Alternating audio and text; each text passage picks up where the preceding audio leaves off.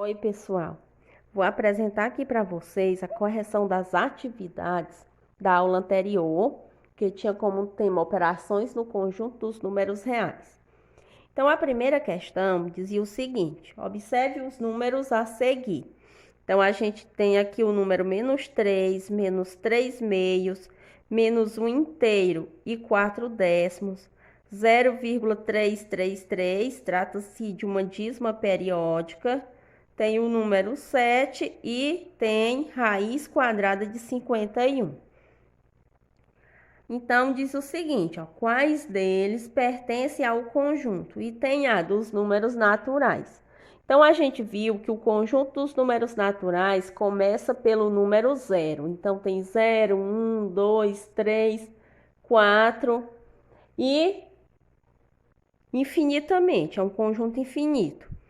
Então, quem desses números pertence ao conjunto dos naturais? Então, nos naturais, começa pelo 0 e tem apenas números positivos. Então, -3 não faz parte, nem -3 meios, nem -1 inteiro e 4 décimos, nem dízima periódica. Quem vai fazer parte do conjunto dos números naturais é apenas o número 7. Dentre esses números que estão aqui, quem faz parte do conjunto dos números naturais vai ser o número 7. Aí, no item B, pergunta quais deles pertencem ao conjunto dos números inteiros. Nos números inteiros já vai entrar os números positivos, números negativos e o número 0. Então, aqui eu tenho -3, que faz parte. E eu posso considerar também o número 7, que é um número positivo.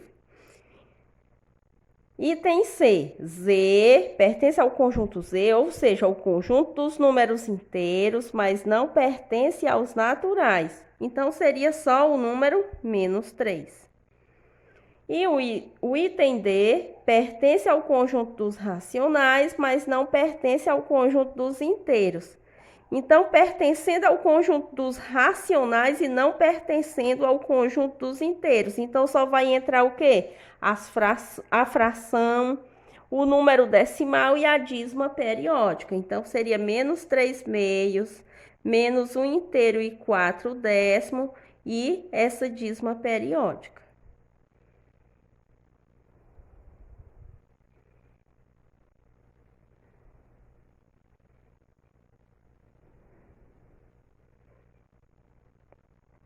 Se, além dessas perguntas aqui, acrescentasse a seguinte pergunta: quais desses números são números reais? Então, você iria dizer que seriam todos números reais. Então, todos os números que estão aqui, eles fazem parte do conjunto dos números reais. Se perguntasse quais desses números são irracionais, você ia identificar apenas o raiz quadrada de 51, porque a representação dele é uma representação infinita e não periódica. Ó, a segunda questão. Qual destes números reais é o maior?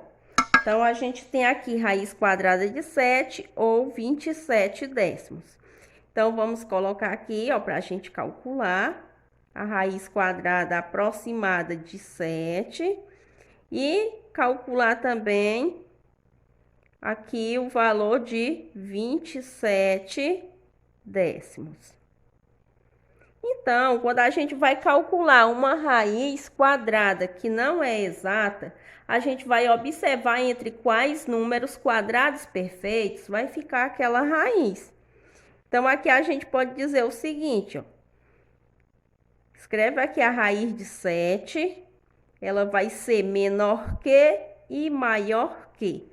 Então, depois de 7, quem é que tem raiz exata? Depois de 7, quem tem raiz exata é o número 9. E antes de 7, quem tem raiz exata é o número 4.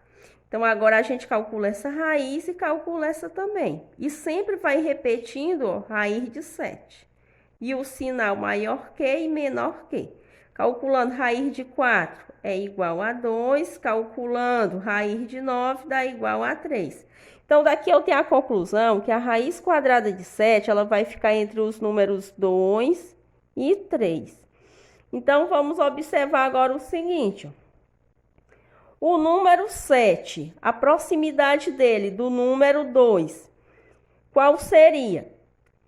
E também a proximidade dele em relação ao número 9. A gente vai ver as proximidades aqui, ou do número 7, qual a proximidade dele com o número 4 e qual a proximidade dele com o número 9.